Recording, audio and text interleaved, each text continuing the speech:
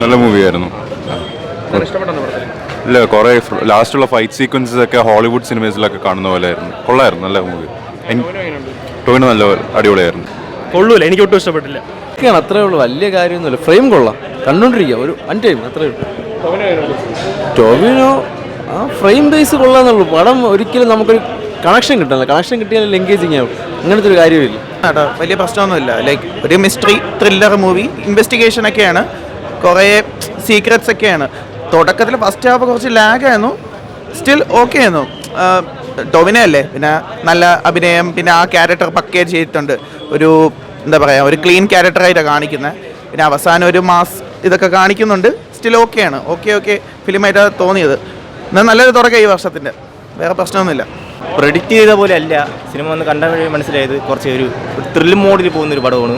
നല്ല എൻഗേജ്ഡ് ആണ്, ലാഗ് തോന്നത്തില്ല, അടിപൊളിയാണ്. ടോവിനോയുടെ പെർഫോമൻസ് മുമ്പ് വന്ന പടങ്ങൾ വെച്ച് നോക്കുകയാണെങ്കിൽ ഇത് കുറച്ച് വ്യത്യാസപ്പെട്ടാണ്. നല്ല ഇഷ്ടപ്പെടും, അടിപൊളിയാണ്, സൂപ്പറാണ്. നല്ല ഓവറോൾ നല്ല പടം.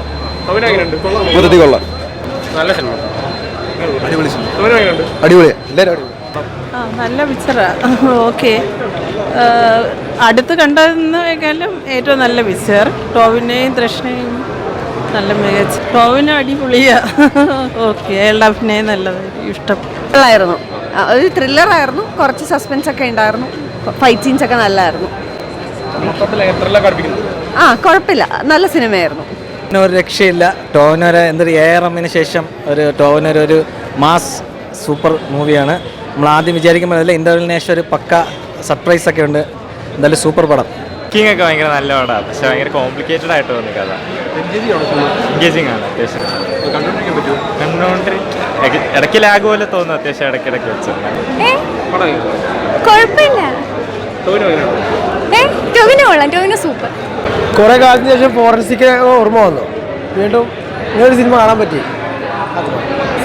പടം സൂപ്പറാണ്, പക്ക അഭിനയം, രക്ഷയല്ല.